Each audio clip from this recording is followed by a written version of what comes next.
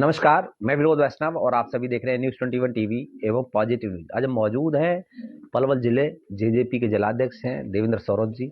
इनसे हम जानेंगे कि अब देखिए चुनावी वर्ष है तो आपसे चुनावी चर्चा भी होंगी। जी। क्या कुछ खास पिछले 4 वर्षों में आप कहना चाहेंगे कि जेजेपी की तरफ से कुछ खास हुआ होडल विधानसभा पलवल जिले के लिए? सर्वप्रथम आपको नमस्कार। जी।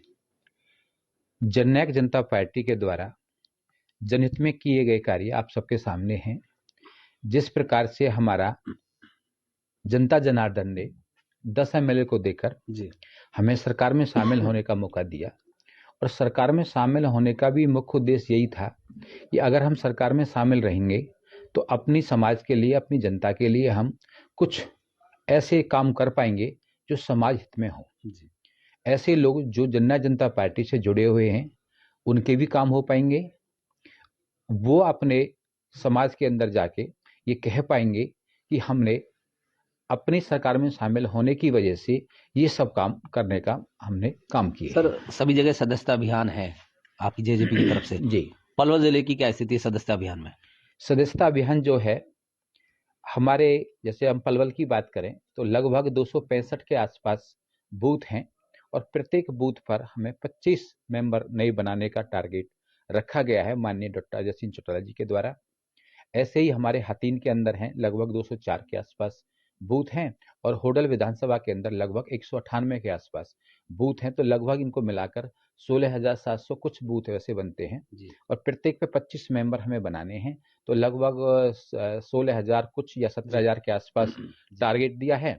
लेकिन हमने अपना जो मन बनाया है यहाँ से लगभग 20,000 के आसपास हम नए मेंबर बना के अपनी पार्टी को देने जा रहे हैं। आमतौर पर कई बार देखा जाता है कि सदस्य बना करके फिर छोड़ दिया जाता है, उस व्यक्ति से संपर्क नहीं किया जाता, कई ऐसी चीज सामने आती है। तो उन लोगों को लगातार पार्टी से जोड़ने रखने के लिए क्या चैलेंज समझते हैं या किस तरीके से जोड़ेंगे, कोई नीति है आपके पास? देखो, चैलेंज तो ये है कि हमारे माननीय जो उप मुख्यमंत्री हमारे भाई दुष्यंत चौटाला जी हैं, उनका व्यक्तित्व ऐसा है कि उनके बारे में हर युवा और बड़ा बुजुर्ग, माताएं बहनें ये समझती हैं और वो जानती हैं कि ये ऐसा व्यक्तित्व है जो आने वाले भविष्य में हरियाणा का भविष्य बनने जा रहे हैं। उनकी नीति और नियत में कोई खोट नहीं है। वो जो कहते हैं वही करते हैं।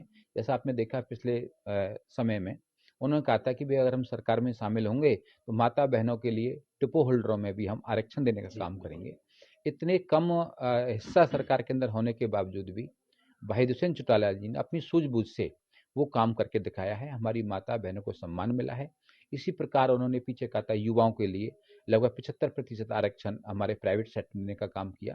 तो भाई ने उसमें भी उसने कामयाबी हासिल की है और रुकावटें आई हैं, विपक्ष ने भी रुकावट डाली हैं, लेकिन हमें पूरा विश्वास है कि हम इस काम को भी करके रहेंगे। सर, कई जगह ऐसी समस्या में आपने डिपो की बात की है कि कई जगह ऐसा देखने में आया कि राशन संपूर्ण तरीके से सही तरीके से नहीं वितरित किया जाता है। इस पर आप जेजेपी के जिलाध्यक्ष भी हैं और आपकी सरकार में भागीदारी है। कभी क्या आपने कोई निरीक्षण किया, आपने कोई जांचा परखा कोई डिपो जा करके? देखो, एक दो हमने जांचे थे, जो दो जगह से शिकायतें मिली थी, लेकिन जाके देखा तो वहाँ ठीक था।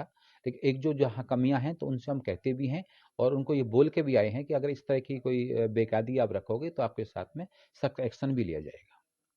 अब पंचायत से संबंधित बात और कर लेते हैं, क्योंकि आपका पंचायत आपके जेजेपी के पास है, जी। आपके मंत्री हैं पंचायत मंत्री, जी। उस पर क्या कहेंगे? देखो, पंचायत के अंदर जो है पीछे जो एक कानून हमारी सरकार लेके आई थी कि भाई सरपंचों के द्वारा जो वो 5 लाख का जो वो रखी थी टारगेट, लेकिन सरकार ने हमारे सरपंच भाइयों के लिए हमारे गांव के समाज में जो काम आने नहीं होने हो रहे थे, दिक्कतें आ रही थी, तो उसमें भी उन्होंने चेंजिंग की है। उन्होंने कहा कि जो टोटल बजट गाँव का है उसका 50% सरपंच अपनी सूझबूझ से वो खर्च कर पाएगा। उसमें 5 लाख रुपए के हिसाब से कि 5-5 लाख की जो है, 5 से ज़्यादा नहीं होना चाहिए एक बार में। बार में चाहे 50 लाख का हो, लेकिन बार में पीस-पीस करके सरपंच अपने सूझबूझ से अपने गाँव को देखते हुए बिना किसी अड़चन के वो काम कर पाएँगे। तो ये उसमें भी हम सरकार जिलाध्यक्ष का होने के नाते कोई कार्यकर्ताओं से अपील करना चाहेंगे आप? कार्यकर्ताओं से ये अपील ये है कि हमारा चुनावी समय आ गया है, चुनाव का वर्ष है, तो सभी मेहनत करें और हमें अपने कार्यकर्ताओं पर भी भरोसा है और अपने भाई नेतृत्व पर भी भरोसा है कि वो मेहनत करेंगे और 100% हम पलवल से अपना प्रतिनिधित्व यहाँ से देने का काम करेंगे जो सरकार में शामिल रहेंगे।